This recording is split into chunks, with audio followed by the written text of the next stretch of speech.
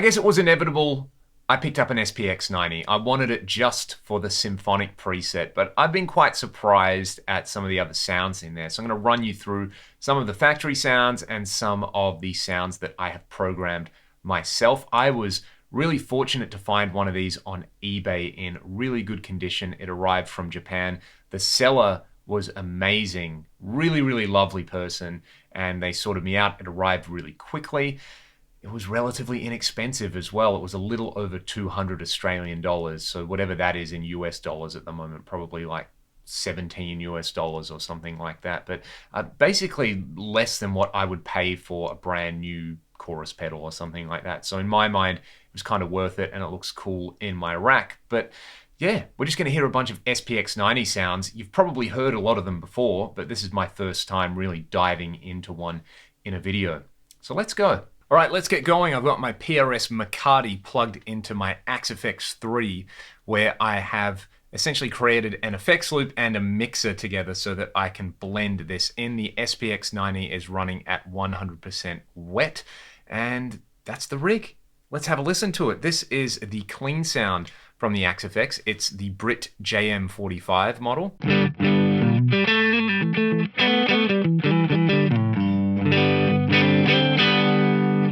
And I'm going to kick in program number 1. What's really cool about this is that the presets all sound really good. Presets 1 to 30 can't be overridden at all, so they're always going to be the stock factory presets. And I can see how a lot of these have become classic because, you know, if you were using this in a rack rig or you were using this in like a live PA or mixing rig, I'm sure you'd just scroll through until you got to a preset that sounded pretty good and just roll with it. So let's hear some of these. I'll kick in the SPX90 on this program number 1, Hall Reverb.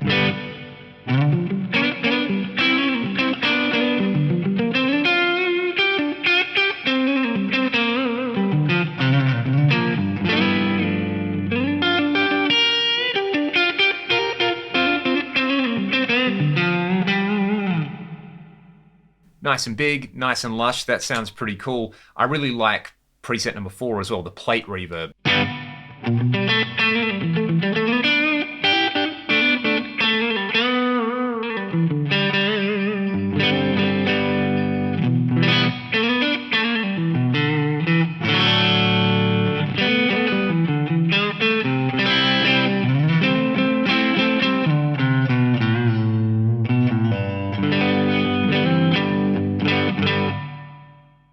And I've kind of overstated all of these. I might go for a slightly lower blend normally, but I do like the way that sounds as well. Let's hear some more factory presets.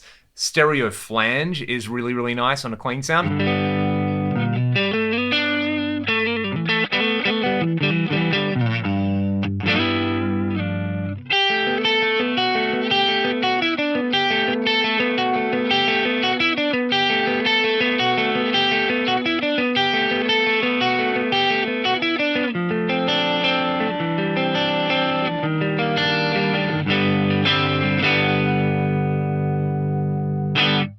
There's also a stereo flange B as well, but let's hear chorus B. This is my favorite chorus out of all of these.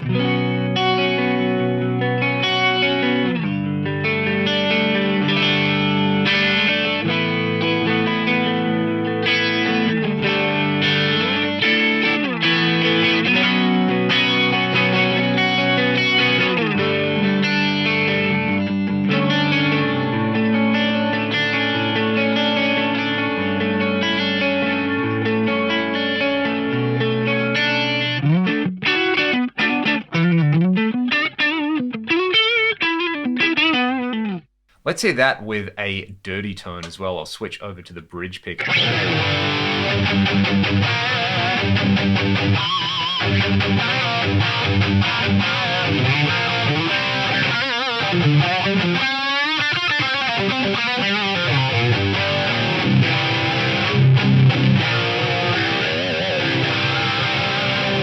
And of course, the reason I bought this unit, the symphonic preset, the infamous symphonic preset, and shout out to Michael Nielsen because his videos on the SPX90 and his kind of like Zakk Wylde, the shaved ears video, is what turned me on to this, and it inevitably made me want to buy one of these. So with some utter filth, let's just hear the stock symphonic preset.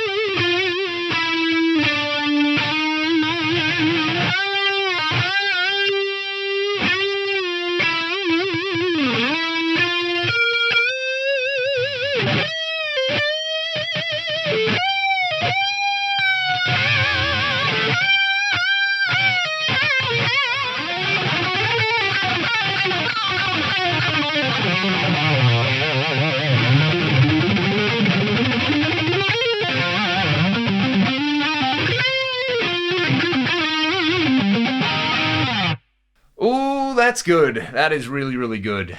Really, really good. That was worth the price of entry alone.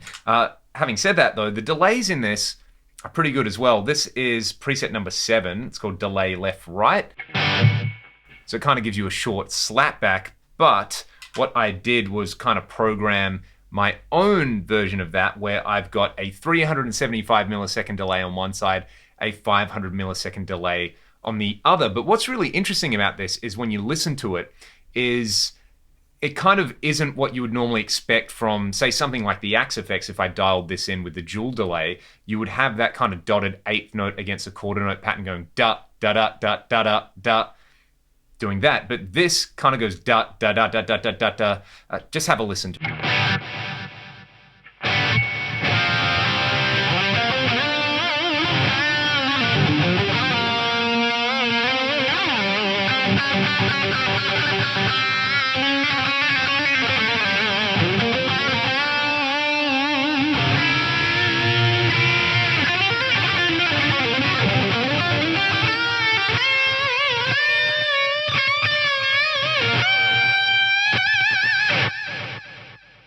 That's a pretty sick delay. I really, really like that. And I have to admit that I was expecting, like, you know, the symphonic preset in this, I'll kind of like, and it'll be that thing that when I want that one sound, I'll turn it on.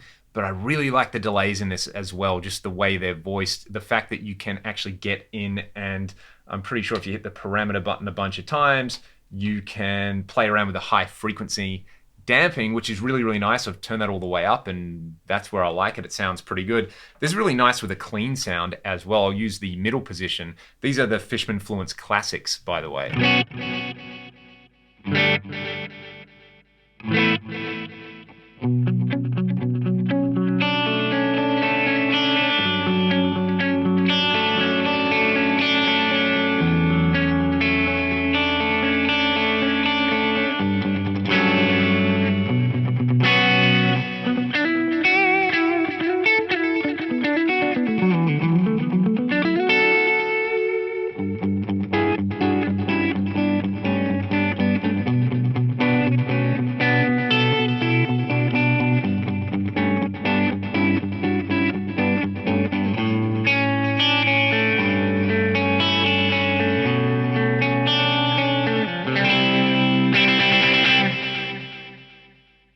Pretty sweet. You know, the Korg SDD and the Roland SDE kind of get all the props for 80s rack delays, but I really, really like that. The other preset that I wanted to show off that I kind of dialed in was, this is just a symphonic preset, but I've cranked the depth up to about 80%, and I have got the modulation frequency, so the rate is a lot lower. This is kind of nicer for a clean sound, I think, than the stock settings.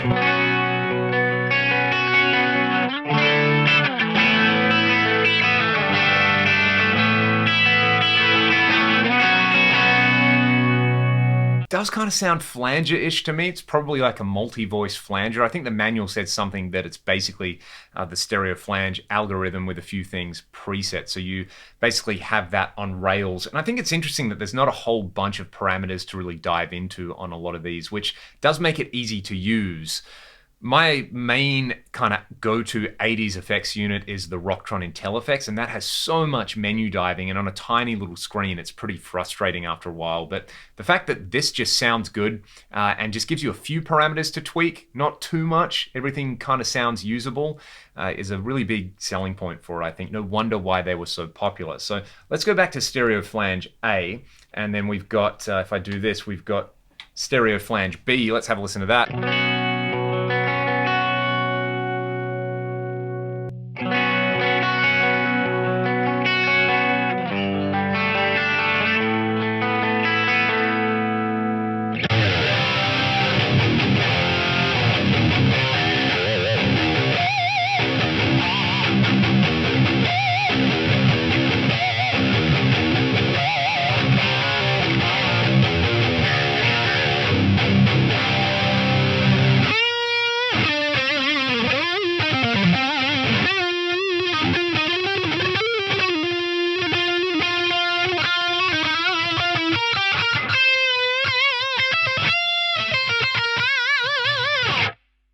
That's pretty awesome. I really like that with no feedback. So I guess technically it's more of a chorus, but it's like a variation on that classic symphonic thing. And what I also really like is, I mean, there's a tremolo, there's a stereo phaser, is just this gated reverb. This is a real classic SPX90 thing with the type set on random. This is just a stock preset 6-step.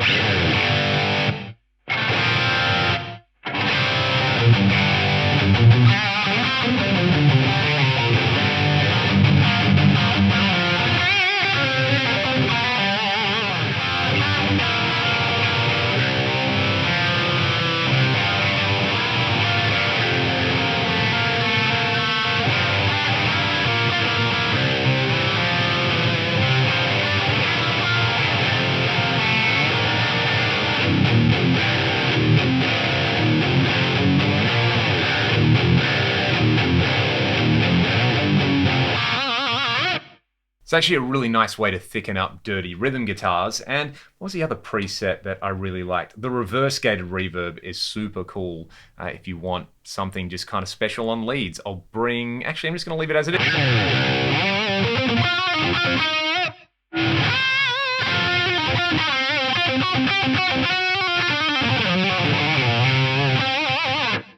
It's just that extra little thing on the end. It's almost like a weird cross between a delay and a splattered out reverb. While we're just enjoying these factory presets, there's a compressor, there's reverb and a gate, and we've got the classic pitch change set in here. So there's pitch change A, and these are basically just stereo detune. You do have the ability to actually increase or decrease the pitch, but I think a lot of people just use these for the stereo detune capabilities. So let's just hear like pitch change A, B, and I think there's C.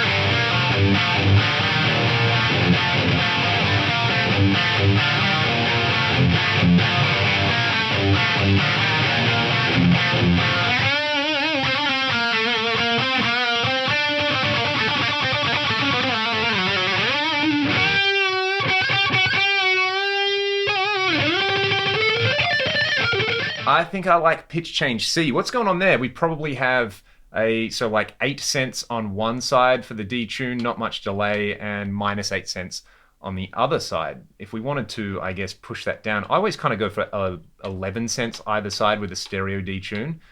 So let's do that. I forget there's not a whole lot of parameters, so you quickly scroll around. This is with a little bit more of a detune.